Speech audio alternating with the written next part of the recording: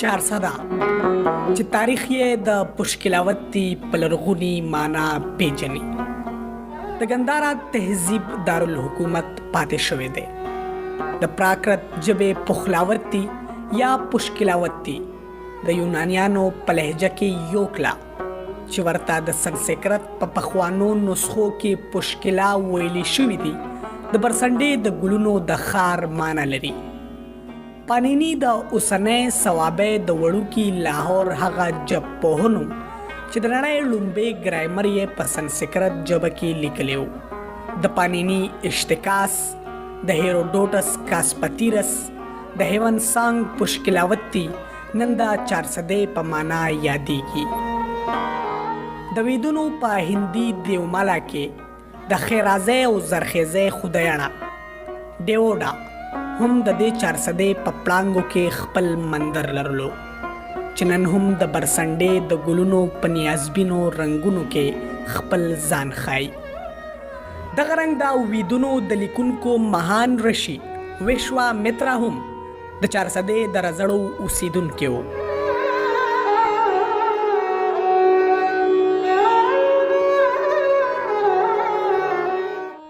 دا سیمه د خپلې سیاسي، علمی او ادبي پوهې په وجه د ګندهارا تهذیب مرکز پاتې شوی دی او نن هم د دنیا د ګس لاسي سیاست په مرکزونو کې د یو مرکز علامت دی.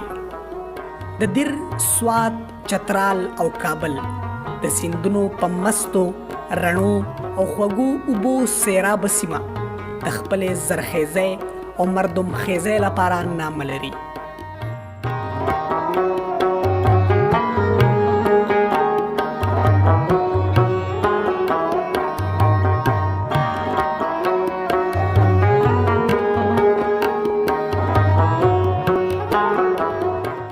تاریخ گواه دی چې د پیړو راهسې لښکرې او قافلې په دې لارو کوڅو تلې راغلي دي. پشکلاوتي چې د علمونو او هنرونو مرکز هم او د ګندهارا تهذیب څرګند او ښاغلی ښار هم. د شهزاده سردار مهاتما بدھ چې د بدھ مذهب سرخیل یادېږي او نن یې دنیا د ګوتم بدھ په نامه پیژني د زړه سر و. بدھ مذهب د پشکلاوتي نه چار چاپیره د هند او چین تر سیمو ورسېدو. نن هم دغه تاریخ په سمه او غره د سټوپو، مجسمو او ډبرلیکونو په بیلګو توند او تان دی. د تاریخ په یو پړاو د پشکلاوتي په ځای ټولې لارې پېښور ته ماتې شوې، خو لرغونې او کوټلې پشکلاوتي یعنی اوسنۍ چارسده نن هم د خپلو خوبو په برکت خپل ځان په خلکو مني. لکه چې دغه خاوره د ګټور فصل سره سره تکړه بنیادم هم په ګڼ شمېر کې ځای کوي. د چارسدې خاوره په ډیرو حوالو د تاریخ په پاڼو کې ژوندی ده. دغه خاوره نه صرف په خپله سینه لوی لوی سیندونه لري بلکې دې خاورې په خپله سینه ډیر لوی لوی خلک هم زیږولی دي.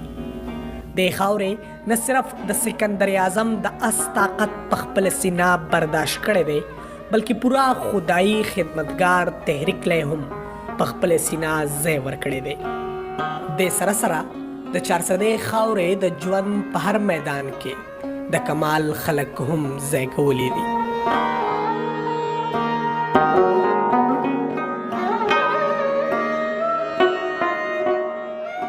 د خان عبدالولي خان د لوړ شخصیت نه واخله تر حیات محمد خان شیرپو او بیا په علمی میدان کې مولانا شمس الحق افغانی نه تر د شیخ الحدیث مولانا حسن جان صاحب پورې خلک دغه زرخیزې خاورې زیږولی دي. همدا شان د آزادۍ د تحریکونو سره سره دغه خاورې د مزدورانو او کسانانو تحریکونو له هم په خپله سینه ځای ورکړی دی.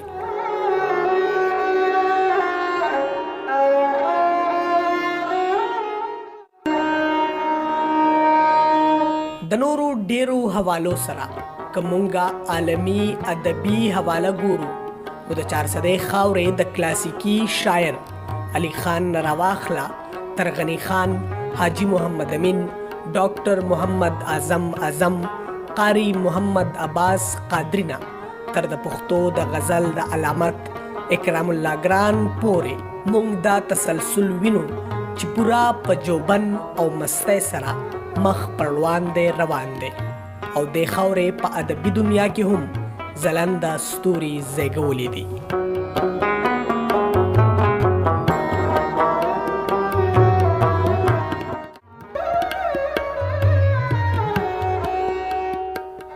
د چارسدې د خاورې صرف دا خوبه نه دي چې ګوړه او غني په خپله سینه پیدا کوي، بلکې د دې ځای اوسیدونکي په خپلو روایتي شیزونو جوړولو کې هم ثاني نه لري.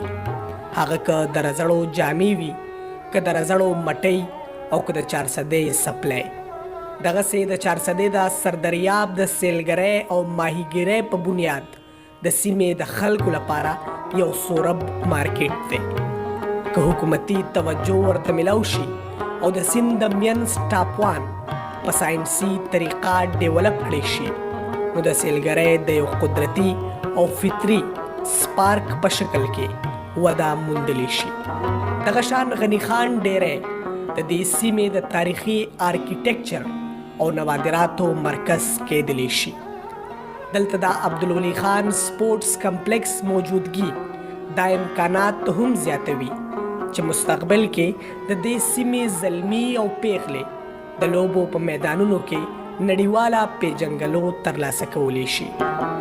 د ګندارا تهذیب د دارالخلافې په حیثیت د دې سیمې علمي مرکزیت یو ځل بیا زموږ پر روان دی د باچا خان پوهنتون چارسدې په شکل کې مخې ته راغلی دی چې د چارسدې د مقامي طالب علمانو، هلکانو او جینکو نه علاوه د چارسدې د ګاونډي ضلعو او نورو صوبو نه هم د علم تږي د چارسدې د ښېرازې علمي خاورې درشل ته راولي او دلته نه د علم د رڼا څاڅکي په ځان سره وړي. خو د دې خاورې د ټولو نه لوی خاصیت دا دی چې د تاریخ د اولې ورځې نه د علم مرکز پاتې شوی دی. Please subscribe my YouTube channel, Roman Collections for you, and press the bell icon for more videos.